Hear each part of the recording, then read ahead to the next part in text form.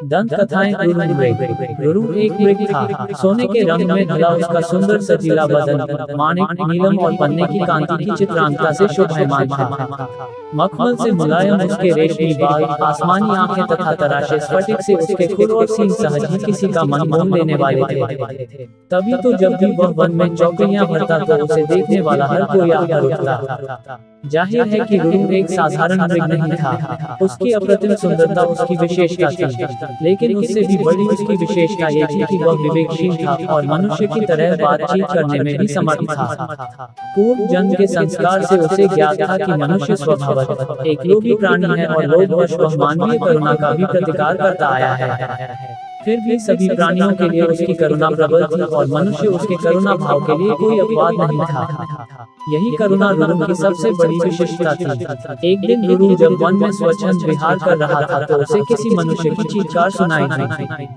अनुसरण करता हुआ जब वह घटना स्थल पर पहुंचा तो उसने वहां की पहाड़ी नदी की धारा में एक आदमी को बहता पाया। रुरु की करुणा सहज ही कूद पड़ी। वह तत्काल पानी में कूद पड़ा और डूबते व्यक्ति को अपने पैरों को पकड़ने की सलाह दी। डूबता व्यक्ति अपनी घबराहट में रुरु के पैरों को न पकड़ उसके ऊपर ही सवार हो गया। नाजुक रुरु उसे झटक कर अलग कर सकता था, मगर उसने ऐसा नहीं किया। अपितु अनेक कठिनाइयों के बाद भी उस व्यक्ति को अपनी पीठ पर लाद बड़े संयम और मनोबल के साथ किनारे पर ला खड़ा किया। सुरक्षित आदमी ने जब रुरु को धन्यवाद देना चाहा तो रुरु ने उससे कहा, अगर तू सच में मुझे धन्यवाद देना चाहता है तो ये बात किसी को ही नहीं बताना कि तूने एक ऐसे मृग द्वारा पुनर्जीवन पाया है जो एक विशिष्ट स्वर्ण मृग है, क्योंकि तुम्हारी दुनिया के लोग जब मेरे अस्तित्व को जानेंगे तो वे निस्संदेह मेरा शिकार करना चाहेंगे। इस प्रकार उस मनुष्य को विदा कर रुरु पुनः अपने निवास स्थान को चला गया।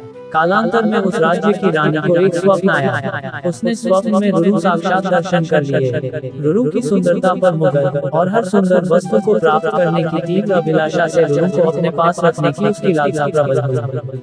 तत्काल उसने राजा से रुरु को ढूंढ कर लाने का आग्रह किया।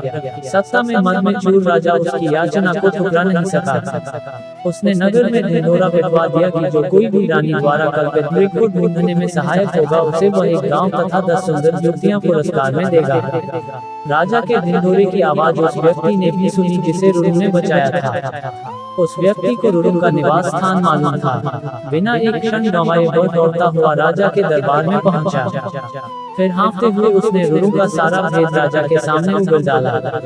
राजा और उसके सिपाही उस व्यक्ति के साथ तत्काल उस वन में पहुंचे और रुरु के निवास स्थल को चारों ओर से घेर लिया। उनकी खुशी का ठिकाना न रहा जब उन्होंने रुरु को रानी की बताई छवि के बिल्कुल अनुरूप पाया। राजा ने तब धनुष साधा और रुरु उसके ठीक निशाने पर था। चारों तरफ से घिरे रुरु ने तब राजा से मनुष्य की भाषा में ये कहा, राजन तुम मुझे मार डालो, मगर उससे पहले ये बताओ कि तुम्हें मेरा ठिकाना कैसे मालूम हुआ। उत्तर में राजा ने अपने तीर को घुमाते हुए उस व्यक्ति के सामने रोक दिया जिसकी जान रुरु ने बचाई थी। रुरु के मुख से तभी यह वाक्य हठात फूट पड़ा, निकाल लो लकड़ी के कुंदे को, पानी से न निकालना कभी एक अकृतज्ञ इंसान को। राजा ने जब रुरु से उसके संवाद का आशय पूछा तो रुरु ने राजा को उस व्यक्ति के डूबने और बचाए जाने की पूरी कहानी कह सुनाई। रुरु की करुणा ने राजा की करुणा को भी जगा दिया था। उस व्यक्ति की कृतज्ञता पर उसे रोष भी आया। राजा ने उसी तीर से जब उस व्यक्ति का संहार करना चाहा तो करुणावतार मृग ने उस व्यक्ति का वध न करने की प्रार्थना की। रुरु की विशिष्टताओं से प्रभावित राजा ने उसे अपने साथ अपने राज्य में आने का निमंत्रण दिया।